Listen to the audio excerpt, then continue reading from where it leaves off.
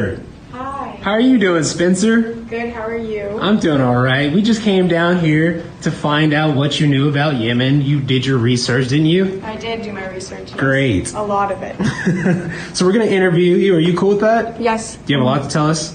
Quite a bit. Okay. Good to About hear. a minute's worth. About a minute's worth? All right. Thank you. So, Spencer, what can you tell me about the current aid situation in Yemen? Well, as of right now, Yemen's facing a lot of different crises. They have a lot of displacement in their country. 230 of their 333 districts are at risk of famine. In those districts, there's about 18 million people living there. And of those 18 million, 7 are in need of life-saving resources like food, shelter, and other necessities for life. Which is why we decided to look at the current aid, because we want to understand what things were being put in place to help these people.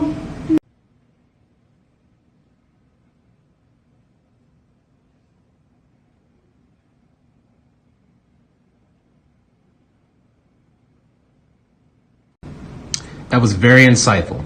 So please, can you tell me what current aid is being given to Yemen, and has it been impactful in the situation? So right now there's a lot of money being poured into Yemen. As you can see from the response plan report from 2018, they've only raised about 52% of what they had hoped to raise. So that being said, they also haven't reached their target, the UN in general.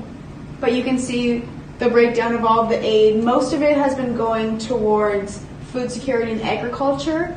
However, because of all of the issues that's happening in Yemen, this is almost going to waste. That's why there's bins of food being close to rotting, because no one can access all of these resources that they're giving. Yeah. Which is why it hasn't so much as been impactful, but it's almost been insightful, because it's given the UN and other participating organizations the idea to focus the money that they're raising into other necessities, such as the logistics and the research that is behind understanding and helping this crisis. Thank you. So, final question. Yes. Based on your current research, what conclusions can you draw about the changes that need to be made? I think that a lot of my research is pointing us towards the reallocation of all the money that is being raised and the change perspective of just giving rather than understanding. And I also think that the UN and all of the participating organizations have begun to understand this and have seen the minor impacts that their aid has had. So I think they just need to be going towards the direction of logistics and the coordination and safety, which is where their 2019 funding plan is aimed towards. But I think they need to be more direct in how they approach certain situations rather than just giving and hoping that it works. I also think that they need to get more groundwork, and they need to be able to have face-to-face interactions with the people of Yemen, because this is only going to further their understanding of the situation and allow them to be more conflict sensitive, which is one of the main goals that they need to have going forward. Thank you. That was fantastic. Thank you. Well, that was an interesting recap with Spencer discussing the current state of affairs in Yemen regarding aid.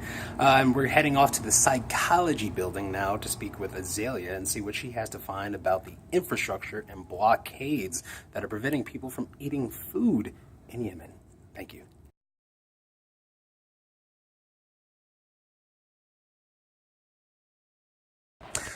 So I'm sitting here with Azalea, our psychologist in the group. So we came here today to discuss the current state of affairs in Yemen regarding the infrastructure and blockades. And what can you tell us about that? Well, currently there are 14 million people at risk of starvation in Yemen, unfortunately, because there's no access to the Red Sea grain mills, which is holding 51,000 metric tons of wheat, enough to feed 3.7 million people for an entire month. Wow. And due to the blockades that the Saudi-led coalition has been imposing on the port of Hudaydah for the last 3 years, those resources are unable to be accessed by humanitarian organizations and distributed throughout the country. Hopefully, if we are able to clear a path to Sana'a, getting the Houthi rebels out, we'll be able to distribute those to the people who need them the most. That's great. Thank you.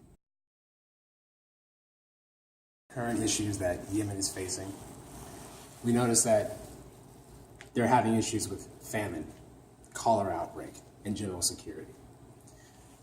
Our group tried to assess various other countries around the world that are experiencing some of these same tribulations. We look at Colombia, for instance. Colombia had been sustained long droughts over many years. And to combat this, they enlisted the help of many climate-smart agencies to help them figure out their agriculture. Roughly 160,000 farmers were helped by their aid from this. When they did this, the World Economic Forum suggested that their crops improved annually.